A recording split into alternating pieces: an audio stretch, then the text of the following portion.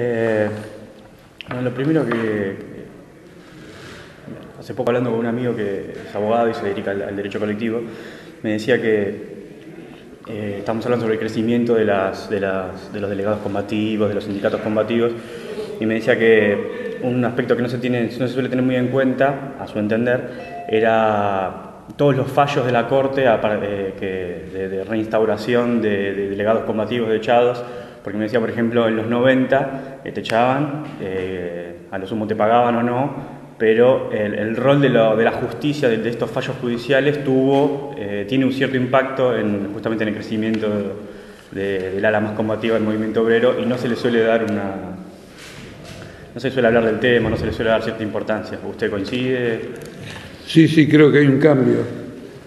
Sobre todo a partir de la nueva conformación de la Corte.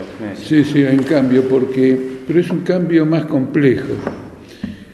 Seguramente interviene el hecho que después de la crisis 2001 hay ciertas cosas que no se pueden hacer en la Argentina sin provocar ciertas rebeliones populares, pero la Corte ha empezado a desarrollar una doctrina más en función de lo que plantea la OIT, autoriza la organización de sindicatos diferentes del sindicato oficial. Es decir, se nota que hay una doctrina que va en la línea contraria a lo que ha sido la doctrina en materia sindical desde que fue establecida la llamada Ley de Asociaciones Profesionales por Frondizi, y antes por Perón, pero Frondizi vendría a ser alguien que no es de cuño peronista y restableció un mecanismo de sindicato único y de digamos, privilegios enormes de la burocracia sindical que se reforzaron con Perón. Cuando volvió Perón les dio mucho más privilegios todavía, y probablemente al ver la cantidad de conflictos que se suscitaban, el problema de la CTA, los reclamos de la CTA, esta Corte se vio obligada a elaborar un concepto más amplio, que a lo mejor no es solo en materia sindical, sino en un conjunto de derechos, un intento de modernización mayor en algunos aspectos. Me refiero fuera del ámbito sindical. Por ejemplo, tener en cuenta a veces en un hecho que formalmente puede parecer un delito, la motivación de los participantes, si era por una necesidad, ¿no es cierto? Pero no, desde el punto de vista real no tiene un alcance. Se nota que la Corte y muchos jueces postulan otras ideas, pero no tienen ningún alcance en la práctica. Lo más importante para mí en este punto es defender a un juez que se llama Herrero, pero no me acuerdo su primer nombre, que falla muy sistemáticamente a favor de los jubilados en los juicios contra el Estado, y el gobierno lo quiere expulsar. Ahí se nota algo. El otro es, ¿cómo les puedo explicar? A ver, no ha tenido alcance. Se manifiesta, hay en algunos casos, pero no tiene un alcance importante, y los sindicatos simplemente inscriptos siguen sin tener ninguna representación. En el campo, el caso más contundente es el del subte. Tiene una dirección sindical favorable al gobierno, reúne todas las características de un sindicato, tiene un apoyo aplastante. Y es mayoritario. Es mayoritario, y el Ministerio de Trabajo no le da la personalidad a pesar de ser aliado del Ministerio de Trabajo. Entonces no, es superficial. La idea de que el sindicalismo se va a modificar por un cambio doctrinario del Poder Judicial es completamente infundada. A raíz de las modificaciones de las leyes y eso, hay una corriente más que nada discursiva o en los medios de dirigentes tanto del gobierno como de la oposición en contra para legislar, o mejor dicho, tendientes a legislar en contra de la protesta social y sobre todo del tema de los piquetes. Yo quería saber si, en caso de que esas posturas avancen y se apruebe una legislación, por ejemplo, que impida los cortes de calle, ¿cómo cree que se canalizaría la protesta social? ¿Cómo sería cómo continuaría el accionar, no sé, del Frente Izquierda? No, eso va a continuar, porque hay una idea... O sea, ¿cómo se imagina? ¿Cortando igual y represión o se modificaría la metodología? Y siempre depende de las relaciones de fuerza. Mire, en primer lugar, los métodos de lucha y las características de la lucha en general son establecidos por los propios trabajadores.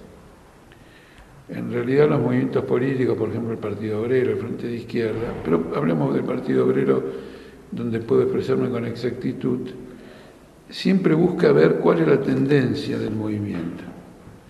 Porque nosotros somos de la opinión de que los métodos de lucha no se pueden crear artificialmente. Uno no puede pensar un método de lucha. Generalmente los métodos de lucha conjugan una serie de características de la situación que se está viviendo. Le voy a dar un ejemplo concreto. Por ejemplo, en la década del 70, a partir del Cordobazo, prácticamente no había huelgas que no comenzaran a las 10 de la mañana. Era una modalidad. ¿Por qué? Porque se sostenía que no había que hacer paros domingueros. Entonces la gente iba a trabajar y salía a las 10 de la mañana. Pero eso quedó como tan establecido que a nadie se le ocurría en el país hacer un paro diferente. De un modo general, siempre hay excepciones, ¿no es cierto? El otro día hubo una huelga de la Unión Obrera Metalúrgica en Córdoba, y por ser Córdoba y ser la huelga el día 29 de mayo, se sostuvo la tradición. Mantuvo la tradición, lo cual que es una cosa, digamos, muy interesante. El piquete a lo mejor está muy relacionado con el hecho de que las organizaciones sindicales no responden al interés de los trabajadores. De manera que cuando se suscita un conflicto, en lugar de apoyar a los obreros, los aísla. Y entonces el obrero aislado de una empresa, de una fábrica, de un lugar, no puede sostener un método tradicional de huelga, porque sería rápidamente derrotado, y procura llamar la atención con cortes de ruta. Quiere decir que el corte de ruta es también una expresión, ahora, ¿no? En muchas luchas, es una expresión del abandono de los sindicatos al movimiento obrero. Porque finalmente el sindicato existe para apoyar al obrero individual. Es decir, que la unión de todos los obreros apoya cada conflicto. Y acá en este caso no, digamos, este tipo de cosas no se produce. Ahora, el gobierno con esta legislación virtualmente deroga también el derecho de huelga, porque las condiciones para cortar son tales que si se aplican, que obviamente si se aplican al derecho de huelga, por ejemplo, no se puede interrumpir esto, ni la educación, ni la salud, ni el transporte. Sí, los servicios se declaran como servicios esenciales, digamos. Una cantidad enorme de cosas. Entonces, si un piquete afecta a cualquiera de ellas, no es posible. Entonces no son posibles los piquetes. Ahora, el gobierno ya intentó hacer esto. Yo recuerdo ¿de qué forma? El gobierno intentó, ahora no me acuerdo exactamente el año, pero supongamos que fuera 2004, intentó que no se podía hacer más manifestaciones a Plaza de Mayo. Sí. Entonces yo participé de una manifestación que pretendía llegar a Plaza de Mayo y no pudo. Y estaba bloqueada Avenida de Mayo, que era donde yo estaba, pero tampoco se podía entrar ni por el Diagonal Norte ni por el Diagonal Sur. En el caso de esa manifestación chocamos con la policía, yo estaba adelante y tuve un choque físico con la policía, pero finalmente terminamos cerrando el acto en Corrientes y Callao, dimos toda la vuelta para atrás. ¿Cuánto duró? Continuaron las manifestaciones en Plaza de Mayo. Un conjunto de factores no lo pueden sostener. Entonces, el tema es el siguiente: ¿cuál es la perspectiva ahora? Con la crisis de la deuda externa, la inflación, la crisis industrial, más conflictos. ¿Lo van a impedir esos conflictos con estas medidas? Bajo la dictadura militar hubo una cantidad fenomenal de huelgas. Sí, con esto quiero mostrar que ni la dictadura logró impedir huelgas y manifestaciones, no lo van a impedir ellos.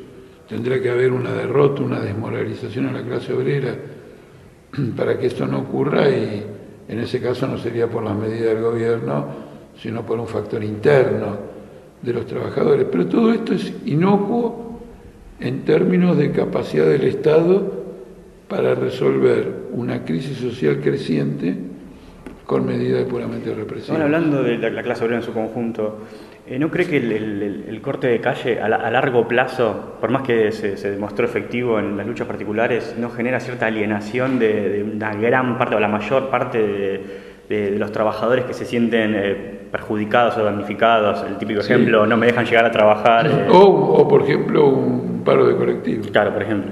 O de tren, o de subte. Eso siempre fue así.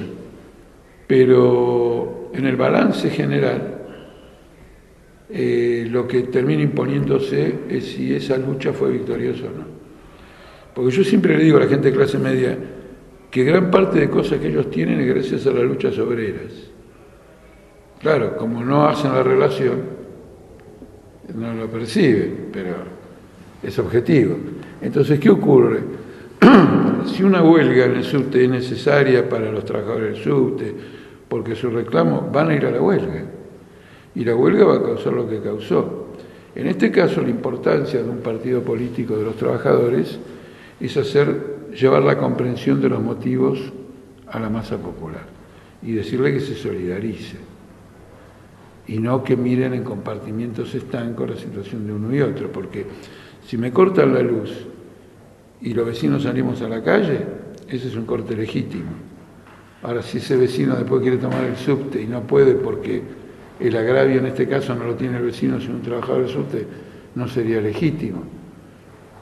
Nosotros creemos que eso en el marco general de la lucha social termina encontrando un canal positivo, y vemos la insistencia en este tema de parte de los medios como tendenciosa. Y también esperás una autocrítica también a la estrategia de comunicación del movimiento obrero organizado en cuanto al esclarecimiento. Bueno, no es que haya... Le pongo un ejemplo. Yo una vez entrevisté a De la Carbonara y hablábamos sobre el paro de subte. Me decía, no, pero la gente cuando le explicás entiende. Yo le decía, tal vez a uno que hablaste vos, pero en general yo viajo en subte todos los días y en general no se entiende la medida, y justamente se critica justamente a la Bueno, pero los patronales, yo tengo otro ejemplo que siempre lo uso. Yo un día estaba esperando el subte y no venía. Y entonces dicen que es por un problema que había en el premetro. Y yo me indigné, porque percibí de inmediato, por los parlantes, decían eso, percibí de inmediato, por la ambigüedad de la información, que no era el obrero del subte. Y efectivamente después me enteré que eran vecinos de Flores. Pero ellos no ponen que son vecinos de Flores que por algún motivo cortaron el premetro. Ellos dicen, yo dije alguna mentira, yo dije, por un problema en el premetro, dice el razonamiento de la patronal, por un problema en el premetro no tenemos subte. Pero aclará que no es de los trabajadores. Entonces hay una pelea. Y después, de un modo general, no creo que sea un problema de comunicación, porque está bien como contestó De la Carbonara. El problema es que los que luchan tienen que tener una mayor capacitación política. ¿Y me explico? Mayor capacitación política no en términos de estudio, sino en términos siguientes. Los trabajadores del subte están afiliados al Partido Obrero, en su mayoría no. Cuando estén afiliados al Partido Obrero van a tener una brillante comunicación. Lo que les falta es un marco general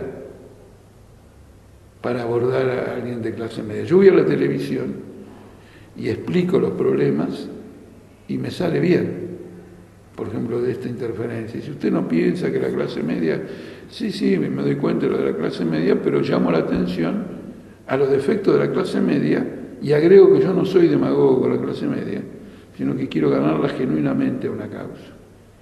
Entonces, en lugar de alentar los prejuicios, la contradigo y armo una polémica. Y lo digo en el medio.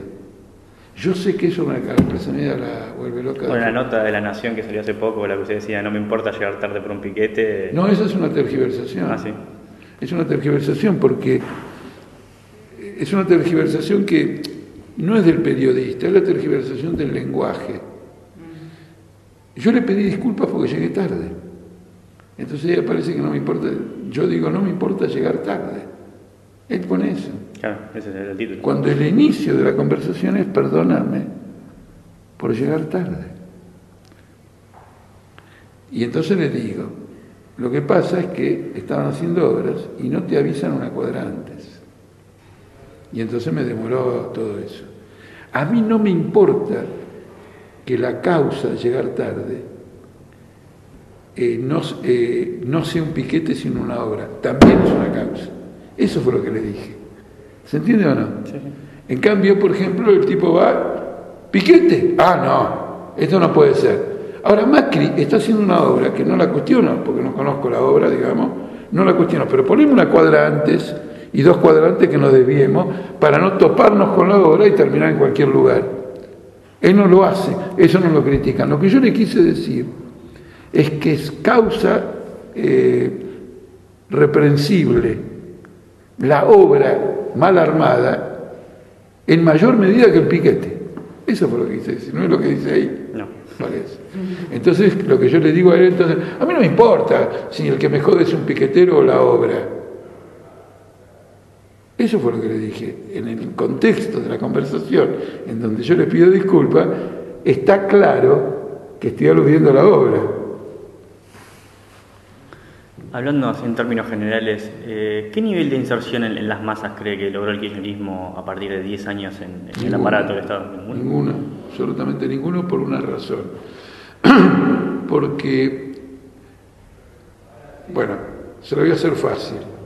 Digamos que yo viví el peronismo entre el 45 y el 55. Naturalmente no el 45, pero digamos un poquito más adelante como chico y todo lo demás. Eso era inserción. Éramos peronistas. En el barrio había uno que no era peronista y lo sabíamos todos. Eso es inserción, es decir, había una conciencia, uno se peleaba por defender la política de ese gobierno, lo que fuera, inclusive a veces criticaba, pero entre peronistas. Esto de guarda, esto porque lo votan, porque el otro es un infeliz. El opositor estuvo con De la Rúa, son toda una manga de infelices, entonces votan a esto, lo otro, porque no saben si cambiar o no, pero inserción, no tiene ninguna inserción. No tiene inserción. ¿El apoyo electoral lo ve como algo superficial? Totalmente superficial, totalmente. Para quien vivió el peronismo, ahora, ojo, se lo digo en términos muy individuales porque no hace falta que yo haya vivido el peronismo. Viendo los grandes movimientos, por ejemplo, el chavismo. El chavismo es terrible. El chavismo tiene una enorme inserción. Yo he hablado con tanta gente de pueblo, pero yo he dado charlas, conferencias, organizadas por el chavismo en Venezuela en distintos estados. La gente era chavista, no como acá un kirchnerista que de cuarta. Es realmente chavista. Por eso me impresiona mucho la capacidad que tiene el gobierno chavista de destruir ese apoyo. Le está haciendo mierda en la actualidad. Pero eso es un apoyo. No, esto es de cuarta, no tiene ninguna... Y los que dicen que el kirchnerismo es lo más parecido que hubo al primer peronismo, ¿a qué le suena esa frase? No veo ninguna relación. ¿Cómo les puedo explicar? En la época del primer peronismo había pleno empleo, los salarios reales aumentaban, fue la explosión del ingreso a la universidad de parte de trabajadores. Yo, por ejemplo, hice toda la escuela primaria, la secundaria. No, eso es una fantasía, ellos quisieran. Pero de ninguna manera, no, me parece que no. Quiero decir lo siguiente, no es un problema de voto, es la pasión por una causa política en las masas. En el peronismo fue muy fuerte, sí, claro. Y hoy por hoy pareciera como que la próxima elección se va a dividir entre Scioli o Massa. ¿Usted cree que Massa representa algún sector social diferente o es solamente un kirchnerismo con otro candidato o con otros modos de ejercer el poder? No, bueno, Scioli va a tener menos elementos de este piqueterismo cooptado que hizo el kirchnerismo. va a tener menos, entonces va a tener más un sesgo un poquito más aristocrático, más de clase media, moderado, así, y tipo... Pero igual los intendentes van a seguir desplegando toda la forma de clientelismo, ¿no es cierto? Pero a lo mejor le va a faltar la retórica de carta abierta, la retórica de unidos y organizados, pero nada más que la retórica, porque esta gente va a tratar de prenderse como sea. Los grupos de izquierda, o que se dicen de izquierda, que están en el kirchnerismo, son absolutamente clientelares del gobierno. ¿No cree que van a romper? Yo la semana pasada lo entrevisté a Foster y cuando le planteé qué pasaba si Scioli ganaba las PASO, me dijo: no te quiero contestar por las implicancias políticas que puede tener, pero yo entendí que me estaba diciendo que iban a romper. No, ocurre lo siguiente, a ver, uno está casado y en un momento dado comprende que el matrimonio no va. La pone a su mujer, si es un hombre, o lo pone al hombre si es una mujer, y le dice: mira, lo nuestro no va más, no te quiero más, esto es perjudicial para los chicos. Eso es romper. Ahora no, lo arrastran, y un día él o ella lo ve con otro. Y entonces él o ella se van. Eso ya no es romper. Eso no es romper. Eso es... me echaron. Quedé a la vera del camino. Romper es una actitud. Yo he roto en política. Y fueron las decisiones que me abrieron el camino que me abrieron. Ojo, excepcionalmente. Tampoco uno... O sea, carta abierta para usted, ¿qué tendría que hacer? ¿A pronunciarse? Tiene que tomar una posición de principio, tiene que decir: esto es la entrega final, Chevron es una vergüenza por esto y lo otro, y no estar justificando. Ya se terminó. No subirse al gobierno en el caso de Foster, cuando el gobierno tiene como alternativa a Scioli, y en este tipo de condiciones. No. Es de una cobardía. Mire, Horacio González acaba de escribir un artículo en página 12, que es el caso de arrugue más grande, o bueno, ya no puedo decir más grande, pero un caso de arrugue alevoso. Tratando de defender la Secretaría del Pensamiento Nacional, empieza a colocar en el pensamiento nacional a todos los que el pensamiento nacional siempre la caracterizó como antinacional. Entonces el pensamiento nacional somos todos. Ahora, el que va a ser secretario no somos cualquiera, sino Foster. ¿Se entiende o no? Lo mete a Borges, mete a Sarmiento y a Echeverría, con este y el otro, porque de alguna manera dialécticamente formaron pic-pac. Eso es verdad. La dialéctica, etcétera. Me parece eso es correcto, pero eso lo decimos nosotros de toda la vida. Ahora, no era lo que decía el pensamiento nacional, que decía que todos los otros eran la personificación absoluta de la antipatria, porque un tipo como Sarmiento, cuando dice que no hay que derramar sangre de gaucho y todo eso, tiene una posición antinacional, digamos, una posición antipopular, pero expresa agudamente un conflicto que las élites de la época no entendieron y no supieron resolver, pero que era un conflicto central. ¿Cómo se moderniza este país? Bueno, me decía, Peña lo rescata un poco a Sarmiento en cuanto como diciendo que él expresaba, que no expresaba una postura no sabría cómo explicarlo. No, obviamente, es decir, en todos los países del mundo que atravesaron una situación de desarrollo retrasado, inclusive Rusia, tenían sus corrientes llamadas extranjerizantes y sus nacionalistas. Pero, por ejemplo, Lenin no era eslavista, como son los nacionales de acá. Era más bien europeizante, tenía como norte Europa. Ahora, ¿hay alguien que supere en lo nacional a Lenin? ¿Se entiende? Entonces siempre hubo esas corrientes diciendo cómo viene la modernidad, viene de afuera adentro. Era un problema sin salida en la época y se expresó a través de pensamientos relativamente deformados que ponían el acento en una unilateralidad o en otra unilateralidad. Está claro, no podían resolver los problemas que se planteaban y fueron llevados. Pero no es lo que decía el pensamiento nacional. Entonces él no puede escribir ahora que el pensamiento nacional somos todos en su multiplicidad dialéctica para disimular lo que Foster puede hacer en esa secretaría. Es vergonzoso. Recién justo mencionaba lo de Chevron, y yo, más allá del acuerdo con la multinacional norteamericana, con las cláusulas ocultas, ¿cuál es su opinión de la explotación de hidrocarburos no convencionales mediante fracking? Y si lo ve como una posibilidad o una puerta hacia el desarrollo industrial. No, es indudablemente que es lo contrario de la posición de desarrollo industrial, porque desde el punto de vista puramente económico... Incluso si fuese, por ejemplo, si lo explotara solamente YPF sin participación de capitales extranjeros. No, por eso cambia. Por eso no es... Cambia. A veces uno dice, si lo hace este está bien, si lo hace el otro está mal. No, porque si lo hace este es una cosa y si lo hace el otro es una cosa diferente.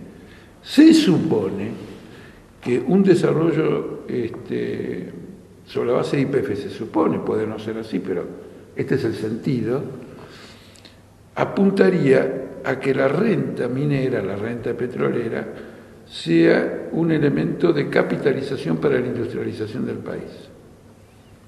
Lógico, se puede no hacer eso, puede haber una empresa estatal que no lo haga, pero se supone que, ¿por qué reservarlo a una explotación pública? Porque se supone que va a integrarse con un programa de Estado. Si es Chevron, que puede exportar libremente, cobrar tarifa y todo lo demás, la renta queda en manos de los monopolios internacionales. No tiene por objetivo el autoabastecimiento, sino la internacionalización. El autoabastecimiento es un residuo de la internacionalización, quiere decir, si le vendo a todo el mundo, claro, también va a haber acá, pero no tiene ese límite. Con una renta petrolera enteramente o casi enteramente en manos de las multinacionales, el programa de industrialización no sería viable. Después está el problema ambiental. En Estados Unidos ha causado catástrofes fenomenales. Y el problema ambiental no es solo, como dicen los ambientalistas, un problema tecnológico. Es también un problema social en el sentido siguiente. El objetivo del capitalista es maximizar el beneficio. Y eso supone una rotación lo más rápida posible del capital. El tiempo juega... Pero, ¿qué quiere decir que el objetivo es ese? Que tiene accionistas que compran o no las acciones según los dividendos que dé. Si da menos dividendo, comprarán de otros lugares y no hay financiamiento. No sé si me explico, no es que el tipo quiere maximizar. El capitalismo es una red que te encierra en una malla en la que si no actúas en el sentido de la maximización, sos derrotado porque todos los demás trabajan en ese sentido. Entonces, lo último que tienen en cuenta es el problema ambiental.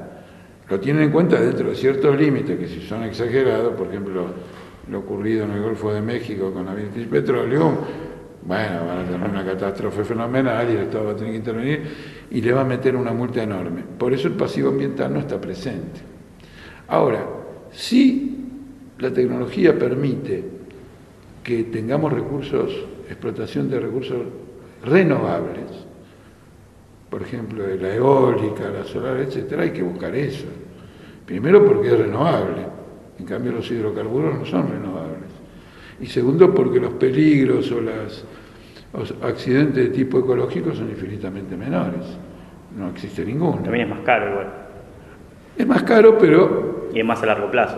Es más caro más a largo plazo, pero el fracking también es extremadamente caro porque acá no se trata solamente de la extracción, que ya es cara, especialmente si es a 3.000 metros, y hay que determinar qué es lo que puede rendir una roca, que no es lo mismo en un lugar que en otro, sino que supone una estructura enorme, por ejemplo, de instalar plantas de liquificación, transportarlas en barco y regasificarlas en el destino, que es enorme. Por eso no va a haber explotación de shale gas en la Argentina.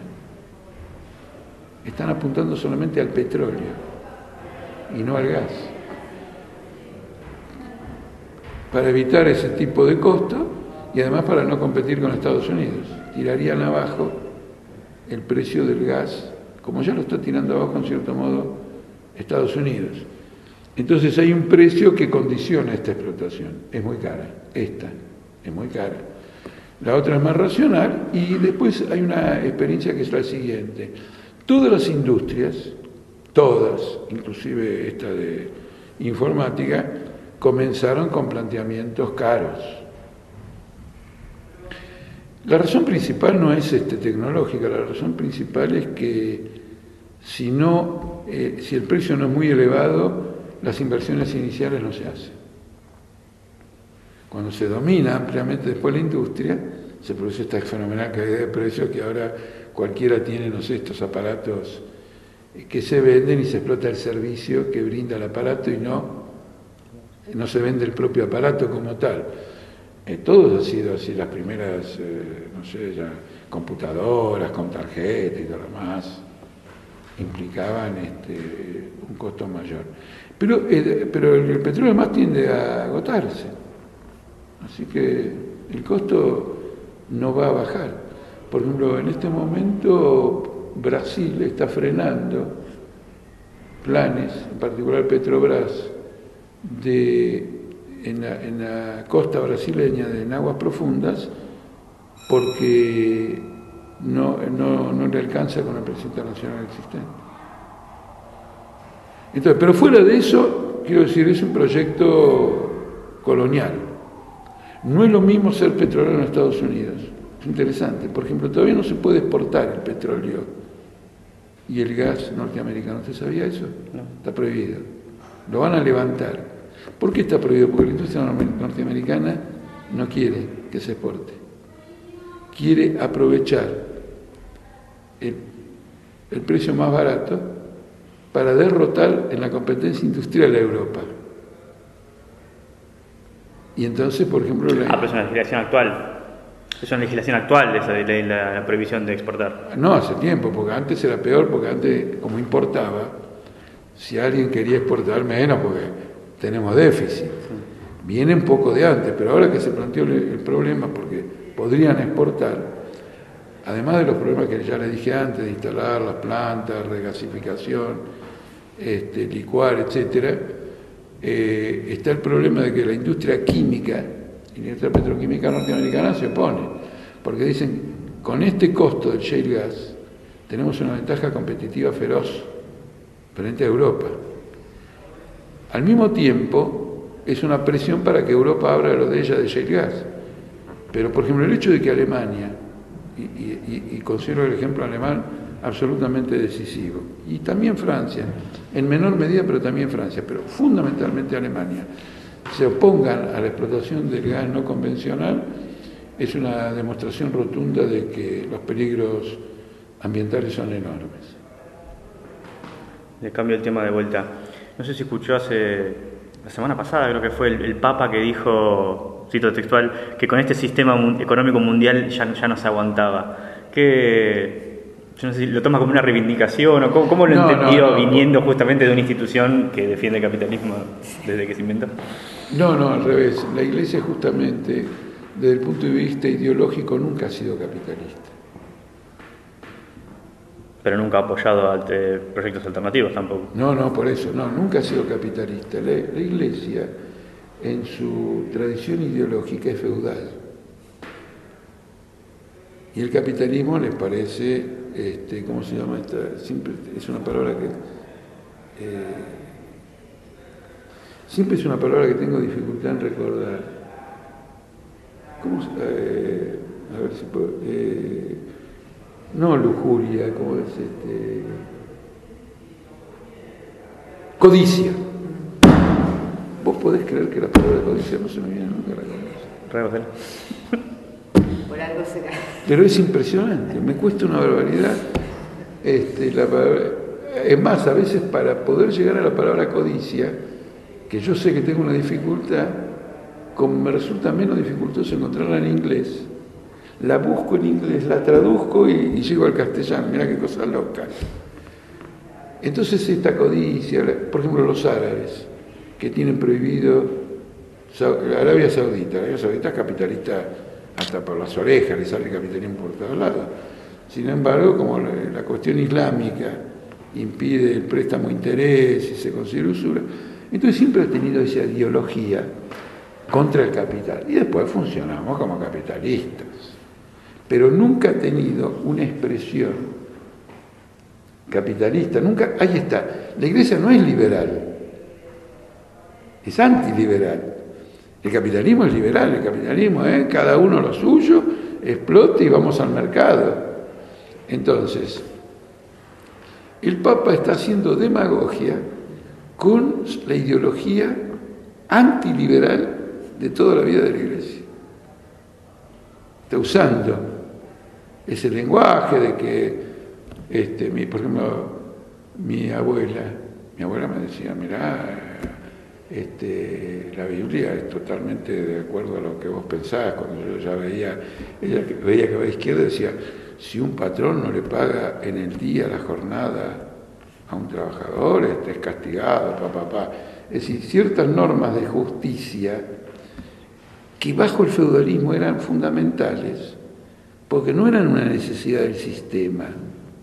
¿Está claro? ¿No? En cambio ahora, si vos te atrasás en el pago de un trabajador y lo colocás a interés, te hiciste una ganancia bárbara y entonces tiene una función muy interesante.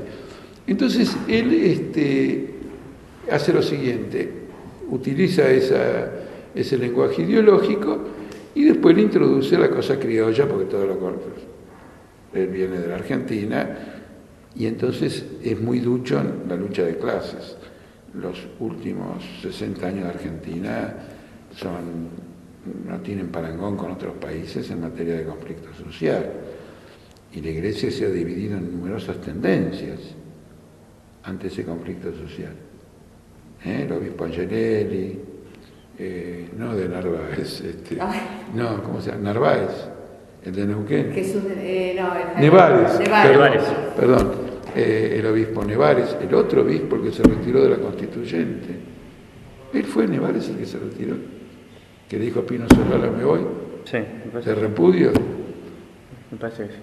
Bueno, y tantos sacerdotes, curas, que tienen un punto de vista popular. Esta lucha de clase ha provocado divisiones y una serie de planteamientos ideológicos, que una parte del clero se une a causas revolucionarias ha ocurrido desde la Revolución Francesa. O sea, de acá se lleva la experiencia para aplicar allá una especie de populismo. Por ejemplo, a ver, Ratzinger estaba todo el tiempo tratando de mostrar que el nazismo de él había quedado en el pasado. Entonces, esto, lo otro, bueno. En cambio, Bergoglio no, Bergoglio veía los conflictos, además tiene la catedral enfrente de la Plaza de Mayo, y yo he asistido a numerosas manifestaciones en Plaza de Mayo de huelgas, en la que siempre venía alguien de la Iglesia tratando de decir que apoya, etcétera, como una forma también de llevar el movimiento hacia un cauce clerical o lo que fuere. Es decir, que la Iglesia tenía que disputar con la izquierda una lucha popular. El Papa en ese sentido es más ducho a lo mejor que otros que otros cardenales u otros jerarcas de la Iglesia. Pero no hay que confundirse, es el lenguaje no liberal. Y es muy interesante que el liberalismo no lo reprocha. Porque dice, bueno, está bien, está cumpliendo la función de apaciguar a la Grey. Y nosotros, mientras tanto, cobramos con el juez Griesa. ¿Le parece que la estrategia clásica del peronismo de golpear y de negociar ahora cambió? Yo lo pensaba a partir del conflicto de Gestam, dejar que golpeen las comisiones internas más o los sindicatos más combativos y después ir a negociar. No, pero yo creo que eso no existió nunca, eso de golpear y negociar es un invento de Berbisky. Acá la gente, especialmente los intelectuales, cuando encuentran una frase que creen que es feliz, la explota hasta el final. La burocracia sindical siempre buscó frenar. bajo la presión de una crisis, bajo la presión de una base, tenía que luchar o ponerse a la cabeza de un movimiento. Y lo traicionaba. Entonces no era golpear, como era golpear y negociar. Pero, por ejemplo, durante la resistencia peronista no se usó eso. De ninguna manera, la resistencia peronista, la burocracia sindical no apoyó nada. Al revés, en lugar de movilizar a las grandes masas gremiales, lo que hacía era, de alguna manera, tolerar, apoyar acciones de tipo grupal, ataques, pero no movilizaciones. Tome usted el caso más interesante, que fue la huelga general del frigorífico, la huelga general de enero de 1959. La burocracia sindical había arreglado con Perón y con Frondizi la ley de asociaciones profesionales. Frondizi quiere privatizar el frigorífico, estalla una huelga, hay una lucha, y las 62 organizaciones, que era la burocracia sindical, se ve obligada a declarar la huelga general, bajo la presión. No solo eso, renuncia. Y por primera vez, en el lapso de 45 días, los sindicatos quedan sin burocracia sindical. Una segunda línea de dirigentes se hace cargo del movimiento. Y pasados esos 45 días, el reflujo de la huelga, volvieron todos. Entonces, él quiere, la frase esa, quiere disimular el carácter traidor de la burocracia sindical. Porque la burocracia sindical argentina, acá hay que tener una cosa que es muy interesante. Las burocracias sindicales tienen una característica que es la siguiente. Están las pichonas, que perciben que pueden tallarse un lugar de privilegio, y están las maduras. Las pichonas descubren que no tienen que seguir apoyando al movimiento obrero en la etapa final de un conflicto. ¿Se entiende, no? Cuando el conflicto llegó a un punto extremo, dicen, no, yo esta línea no me paso porque no me conviene. Las maduras ya saben que no tienen que llegar a ese lugar. Entonces, Augusto Timoteo Bandor, el que es tomado como ejemplo de golpeo y negocio, mentiras. Él tenía límites perfectamente claros, por eso apoyó el golpe de Onganía. Ahora, es verdad que alguna vez hicieron un paro activo para llamar la atención, pero eso no es golpear ni negociar, eso es meterse realmente en una huelga, ir a una huelga, pelear y después terminar negociando. Eso podría aplicarse a la burocracia novata, pero a los burócratas argentinos tienen una conciencia de clase que raja las paredes. Es lo más parecido a la burocracia norteamericana, a la burocracia sindical de Estados Unidos. ¿Cómo dices? En la defensa de sus intereses. Pero es impresionante. Son las dos burocracias más conscientes de todos los países del mundo. La yanqui y la argentina. Por ejemplo, los uruguayos son burócratas cada vez más. Los brasileños, desde que subió Lula, una corruptela fenomenal. Pero a los nuestros, luego, les voy a contar una anécdota, porque conozco bien Brasil. Cuando la Central Única de Trabajadores, que nació con el PT, empezó a cobrar conciencia de los privilegios que tenía, del poder, etc., trató de introducir una reforma sindical, que era la ley de asociaciones profesionales de acá. Entonces nosotros empezamos a atacar, como diciendo el modelo peronista, y decir, sí, el modelo peronista. Es decir, que la aspiración de un burócrata es el modelo peronista. No es una mentira, se ve lo que está ocurriendo ahora. Por ejemplo, no es movilizar y negociar lo que hace Moyano. Hizo un paro el 10 de abril y después dejó morir a todo el mundo. Eso es muy demoralizante. ¿Qué es eso de movilizar para después negociar? No obtuvo nada y sin embargo desmoralizó a todo el mundo. Porque a un trabajador la lucha le cuesta, pierde el día, pierde el presentismo en algunos casos, pierde adicionales, pierde muchas cosas. Entonces, si vamos a perder una cantidad de cosas, vamos a fondo y obtengamos lo que reclamamos. Si obtenemos lo que reclamamos, también seguramente vamos a lograr compensar pérdidas. Pero si vamos a medias tintas, perdemos sin retornos. Antes creo que nadie cuestionaba que la clase obrera era peronista.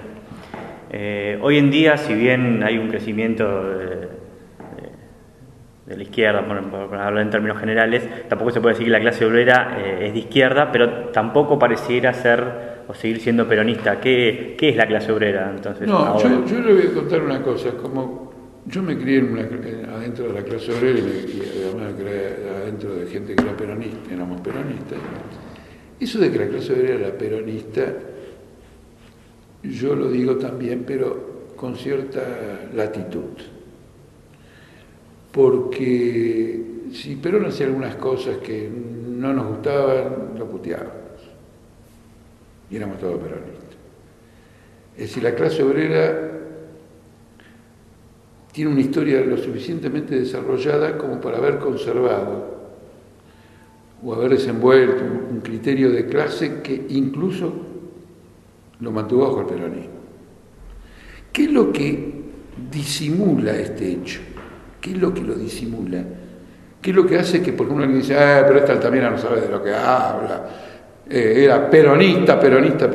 El hecho de que la izquierda, en la época de Perón, era gorila.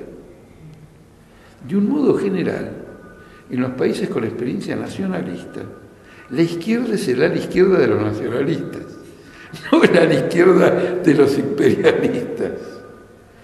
Cuando se produce esto, que está el nacionalismo y hay una ala izquierda del nacionalismo, el ala izquierda del nacionalismo tiene una influencia fenomenal entre los obreros. Pero claro, el nacionalismo tiene una influencia más grande, entre otras cosas, entre otras clases que no son los obreros, y también entre los obreros. Este fenómeno en la Argentina no se da por este hecho, pero sin la presencia de la izquierda, el ala, digamos, que teóricamente debió haber sido de la izquierda, tenía otro tipo de manifestaciones dentro de la clase obrera en la época peronista. No, lo que nosotros estamos planteando ahora es proclamar abiertamente que hay que clausurar un periodo histórico que ha dado todo lo que dio, lo que podía dar hace mucho tiempo, y cuya supervivencia ha sido dañina para los trabajadores, e insuflar en los trabajadores la conciencia de que deben ser portadores de una ideología política propia y de una organización política propia. Esto lo tenemos que decir abiertamente, porque en el frente de izquierda, esta es una idea que compartimos, pero solo nosotros la decimos. Como si se pudiera insuflar una conciencia de clase sin afirmar la necesidad de que haya una conciencia de clase, como si se pudiera meter, ¿cómo se dice?, por abajo, ¿cómo se dice?, insensiblemente, ¿está claro? Es decir, porque nos conectamos, porque luchamos juntos, entonces... No, tiene que proclamarse como un objetivo. Un obrero tiene conciencia de clase cuando además se da cuenta que como consecuencia de lo que entiende tiene una conciencia de clase. No, creo que es una gran oportunidad. Y esto no es de ahora, no es un fenómeno del frente de izquierda. Esto arranca o cobra su verdadera magnitud en el Cordobazo. Es decir, que esto ya tiene 44, medio siglo. Ya vamos para medio siglo. Así que en el Cordobazo nadie, en plena sublevación popular, nadie pronunció la palabra Perón. Ninguna consigna tenía que ver con el peronismo. Impresionante, ¿no? Nadie le da importancia a este hecho. No conozco a nadie fuera del Partido Obrero que destaque que la consigna del día era vamos a luchar por un gobierno obrero y popular. Bueno, pero también los máximos dirigentes tampoco eran peronistas, ¿no? Tosco eran de esta acción troquista, ¿no? Bueno. No, fenómeno, pero todo a favor, no. Yo digo todo se alineaba en la manifestación, pero los obreros eran peronistas. Quiero decir, venían del peronismo, la masa obrera de Córdoba votaba por el peronismo, y si alguien le preguntaba, decían, sí, yo soy peronista, pero no se manifestó de esa manera en una acción fundamental, porque fue una acción que sus consecuencias fue el derrocamiento de una dictadura que pretendía quedarse muchísimo tiempo. Pero volviendo a la pregunta inicial, entonces, hoy en día, ¿cómo la calificaría? No, pero antes para entrar finalmente, el papel fundamental que bloquea este desarrollo son las dictaduras militares. No es cierto que las dictaduras militares fueran por tal cuestión económica, aunque también fue por eso, pero no es cierto que fuera...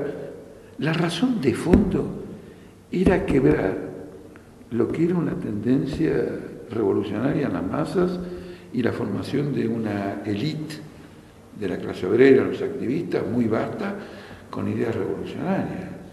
Esto fue lo fundamental. Entonces se iría en contra de la idea clásica de que la dictadura fue el paso previo para cambiar el modelo al modelo de capitalismo financiero, como se le dice. No, porque lo tiene que acompañar.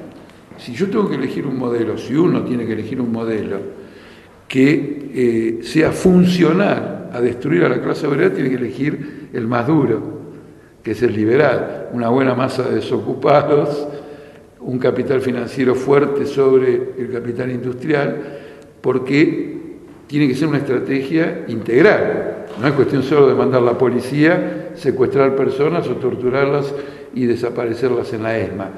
Hay que armar un contorno social en función de eso, y esta sería la política más adecuada. Lo que les molesta a los capitalistas hoy, o en la última década, es que esta política, absolutamente forzada por la crisis del 2001, de aumento del consumo, indirectamente refuerza a los trabajadores. Hay aumento de producción, fundamentalmente para el consumo interno, y entonces la capacidad de resistencia económica del trabajo... se va, pero ¿refuerza incluso también la conciencia política o solamente en cuestiones...? Eso no hay una relación automática. Pero eso les molesta. Pues dicen, no, yo no quiero parar la fábrica por una huelga. En cambio, en el otro modelo, sí. Y ahora, uno de los objetivos más importantes de la recesión y de todos los cambios que hay, y que no es solo porque cambia el gobierno el año que viene, porque lo está haciendo este gobierno ahora, es cambiar esa relación de fuerza, y lo demostraron en Gestamp, y lo demostraron en Patti, y lo tratan de demostrar en Cables Lear. Con el cambio hacia pagar la deuda, y Chevron, y esto y lo otro, modificar nuevamente esa relación de fuerza. Por eso es una pugna, la pugna que hay ahora es una pugna muy profunda. Entonces, el trabajador va desarrollando una conciencia que es de clase cuando es política, cuando interviene para cambiar el sistema político. Y en esa medida, el voto al Frente de Izquierda refleja una tendencia de la clase obrera en esa dirección. Todavía tenemos que someterla a pruebas más decisivas, más sustanciales, pero yo, que soy un partícipe privilegiado de primer orden en la campaña electoral, yo sé cuál es mi discurso, sé lo que digo, y digo, si se vota esto, y no es solo eso, yo soy el dirigente más antiguo de la izquierda, por lo tanto una gran parte de la población me conoce no en términos de discurso solamente, sino en términos de trayectoria. Participé de la fundación de la Asamblea Piquetera en el 2001, antes de eso me metieron preso en la Casa Rosada, quiero decir, un tendal de luchas. Y entonces hay una visión. Entonces digo, no, si votan y en forma creciente, se da de esta manera. Es cierto que hay un voto masivo de la juventud. Es decir, que una generación que no nos conoció, digamos, nos vota. Pero en el contexto del país, que no está formado solo por la generación actual. Hay un trasvasamiento entre todas las generaciones. Y bueno, tenemos una gran expectativa en cuál es la verdadera fortaleza de esta nueva generación. Recién hablaba de la diferencia que ustedes decían, explicitaban su línea y no con otros miembros del Frente. Yo quería saber, a sus ojos, cuál es la mayor contradicción interna que tiene el Frente de Izquierda, como todos los movimientos políticos que tienen contradicción. Bueno, pasa lo siguiente, no es una contradicción estática, porque una cosa era el estado en que nos encontrábamos, no sé, no solo antes de las elecciones de 2011, sino inclusive antes del asesinato de Mariano Ferreira y todas las movilizaciones que hubieron. Entonces, cualquiera que mire un poco el panorama de la izquierda observa una evolución política en los distintos partidos. Yo observo que hay cambios. Como son cambios un poco forzados por la evolución, las contradicciones, a veces no tienen una auténtica consistencia. Por ejemplo, hay partidos extremadamente sectarios que de golpe se dan cuenta que los escuchan millones y que con el discurso sectario no puede ir a ningún lado. Quiero decir, un ama de casa no le vas a repetir las tesis de Abril de Lenin, entonces ya es objetivo, tiene que hablar de otra manera. Pero como eso no está fundado en una estrategia política, asume características un poquito grotescas, es decir, ¿cómo se llama? El abstinente sexual que se transforma en pecador. ¿Está claro? Es decir, para volver a un tema religioso. No, yo creo que en este proceso político nosotros hemos entrado con una estrategia que la tenemos muy clara desde la caída de la dictadura, sobre cómo desenvolver al movimiento obrero en esta nueva etapa política. Y el resto de la izquierda sigue actuando en función de las circunstancias que lo rodean. Activismo sindical, luchas reivindicativas. No hay una conciencia del proceso político. Incluso dentro del Frente de Izquierda, me está hablando hablando concretamente del PTS y del MAS, ¿no? Sí, siempre, porque en eso consisten muchas veces las polémicas, en el sentido, por ejemplo, de que nosotros seríamos muy propagandísticos. ¿Qué quiere decir? Que acentuamos el esclarecimiento político. Obviamente para nosotros la propaganda en sí misma no existe. La propaganda tiene por función reclutar, organizar, etc. Por lo tanto rechazamos eso. Pero quiero decir, se nos tira hacia allá. En función de reivindicar ¿qué? Un activismo. Nosotros tenemos ese activismo. Pero el hecho de que se discuta en esta polaridad revela que la importancia de introducir una conciencia política en la clase no es clara dentro del Frente de Izquierda. Y lo van aprendiendo a medida que se van observando los procesos políticos. Por ejemplo, ganarle al peronismo en la capital de Salta es demasiado fuerte como para no ver que una intensa propaganda y una agitación política pudo hacer surgir tendencias hacia la izquierda que ningún trabajo puramente sindical. Después, por ejemplo, yo una vez con un compañero del PTS, un dirigente, lo escuché coincidir conmigo en que muchos obreros votaban al Frente de Izquierda no por lo que pasaba en la fábrica, sino por lo que pasaba afuera. ¿Me explico o no? No por una lucha reivindicativa, porque la fábrica los hubiera ayudado a comprender tal o cual cosa, sino por la propaganda hogareña, callejera, en las múltiples facetas de la vida del obrero, en que la izquierda lo agarró. Además agarró a la familia. Entonces el tema se transformó en un tema familiar. Yo tengo un ejemplo que el otro día lo conté. Una vez fui a comer, me invitaron a comer a un lugar, y después creo que pedimos la comida y pasé un rato, la chica que nos atendió, en un lugar importante porque había mucha gente, me preguntó si yo era Altamira, le dije que sí, y me contó que en la víspera de las elecciones todos los que laburaban en el restaurante se juntaron para ver a quién votaban. Y después de discutir entre ellos, la totalidad del personal decidió votar al Frente de Izquierda. Sí, una asamblea. Una asamblea, pero quiero decir, no es que había alguien del Frente de Izquierda que reclamaba un aumento del convenio de los gastronómicos. Claro. Y en la historia del movimiento obrero, en la historia mundial del movimiento obrero, este proceso se ha dado más que cualquier otro, esta forma. Generalmente los movimientos de izquierda siempre apelan a una especie de estado de participación constante, movilización constante. Yo quería saber cómo se articula eso con la tendencia global, diría, de cada vez una sociedad más despolitizada o una politización más mediatizada, más débil, a mi entender. Y bueno, hay que dar la pelea en todos los campos, pero no hay una despolitización. No hay una despolitización en la Argentina. La Argentina está muy politizada. Uno prende la radio a la mañana, eso no ocurre en ningún lugar del mundo. En ningún lugar del mundo.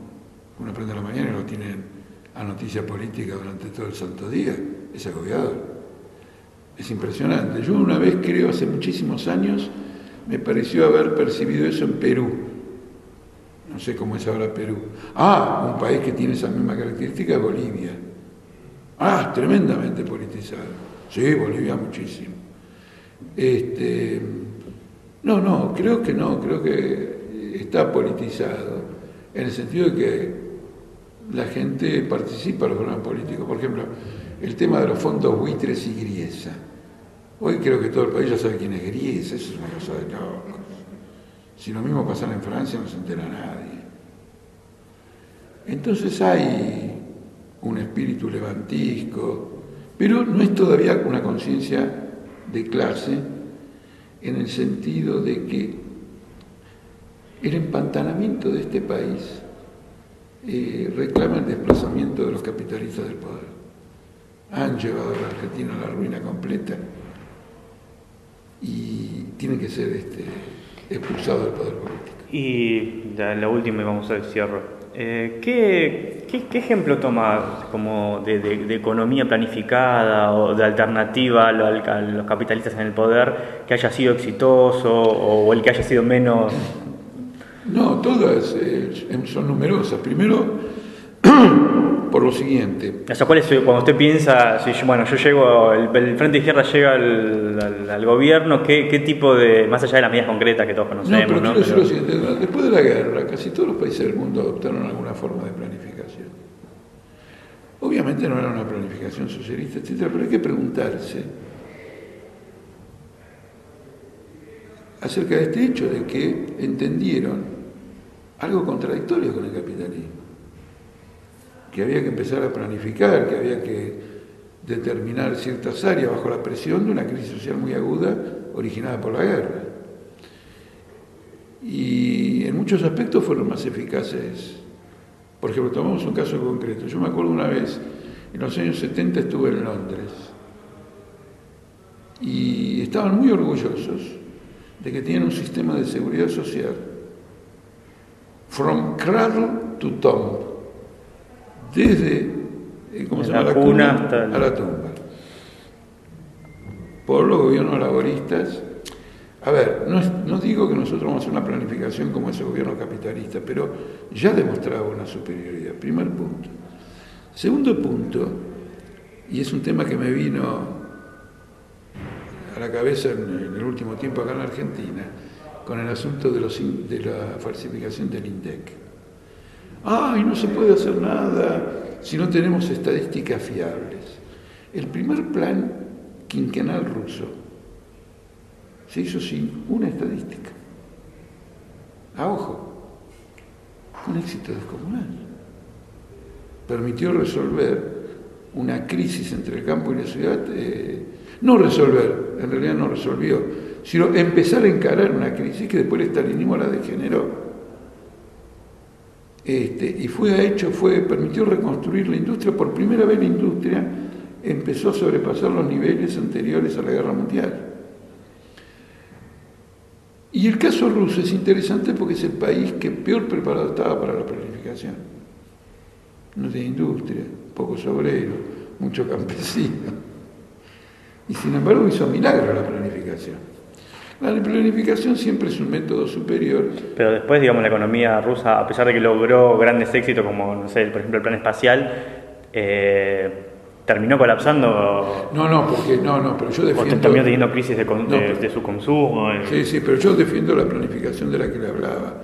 Porque luego, con la degeneración burocrática, lo que se produjo ya no era una planificación económica, sino, yo tenía una expresión para eso, digamos, una especie de burocratismo completo. Quiero decir lo siguiente: planificar, ¿qué significa? Proyectar resultados, examinarlos y cambiar. No, acá no pasaba nada de eso. La economía bajo Stalin tenía, a partir de la Segunda Guerra Mundial, el objetivo de desarrollar la industria armamentista y lo demás por descarte. Entonces eso no es una planificación. Inclusive, mucha gente dice que la Guerra Fría lo obligaba a hacer eso. Yo me planteo, y lo dejo a la discusión porque no quiero, tengo una respuesta, pero soy amplio, no creo que la podamos cerrar acá, que al revés, el afán de tener una industria armamentista lo empujaba a desarrollar una política de Guerra Fría, porque una burocracia que desarrolla sus sectores civiles no dura. Con el florecimiento de la sociedad civil. El conflicto externo también servía para callar los problemas. Exacto, con el florecimiento de la sociedad civil, científicos, técnicos, trabajadores, artistas y todo lo demás, a la burocracia la liquidan. Entonces, la burocracia tiene una tendencia a una sociedad militarizada. Ya no hablemos entonces más de planificación, porque si el objetivo de la planificación es cómo maximizamos, optimizamos el desarrollo productivo, cultural, humano, si alguien viene y me dice que acá hay que militarizar todo, bueno, está bien. En la guerra, por ejemplo, el plan apunta a militarizar, pero es un plan de guerra. La última. ¿El FIT va a elegir los candidatos con las PASO? Sí, que ayer en el congreso que hizo el PTS definieron, yo leí un artículo muy cortito, pero definieron unos precandidatos, algo así puede ser, ¿no? Sí, no sé bien, conozco lo mismo que conoce usted, no surge de ahí, nada más que habrían elegido 4 personas para actuar como candidatos. O sea, como precandidatos, yo dije, bueno, 4, van a las PASO. No, al ser 4, se supone que son 4, no pueden ser 4 para presidente. No creo que sea una interna dentro de ellos para elegir a uno de los 4, ¿no? Han exhibido 4 nombres. En el Frente de Izquierda hasta ahora la modalidad de cómo se presentan las listas la hemos definido primero entre nosotros. Si mañana hay internas es porque entre nosotros hemos llegado a la conclusión que es más conveniente. ¿Y el Partido Obrero no apoyaría eso? ¿Irían a la negociación, digamos, que usaron la última vez? No, seguramente empezaremos ahí, pero quiero decir, si de la discusión surge que habría que hacer internas, a lo mejor hacemos internas, indudablemente que es muy superior llegar a un acuerdo político, porque nosotros tenemos que fijar la atención de la ciudadanía en la polarización entre nosotros y los demás, y no una polarización entre nosotros, ¿no? Sería para potenciar la campaña. Siempre tenemos, no, pero tiene que ver con la conciencia política. Es decir, nosotros tenemos que subrayar en una confrontación nacional el carácter del carácter social de nuestro pueblo, en oposición al carácter social de los adversarios, que representan a la clase capitalista. Eso no quiere decir que no discutamos entre nosotros, pero no en la confrontación política en una elección. ¿Se entiende o no? ¿No? Sí. ¿Qué sé yo? En una familia hay discusiones. Ahora, que justo se van a poner a discutir el día que los invitaron a alguien, es medio torpe. En esos momentos hay que focalizar la atención sobre nuestro carácter compacto, sobre la decisión de llegar al gobierno, de impulsar esto, de impulsar lo otro. Si por un tiempo estamos en internas, quiere decir que, por ejemplo, en una etapa electoral, la atención la estamos concentrando o la estamos dispersando en torno a qué alternativas representamos cada uno. Si para peor después las alternativas o las diferencias que buscamos acentuar para el electorado son sutiles,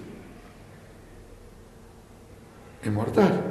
Dice, no, pero esto esto lo puede gobernar porque por saber si esto es...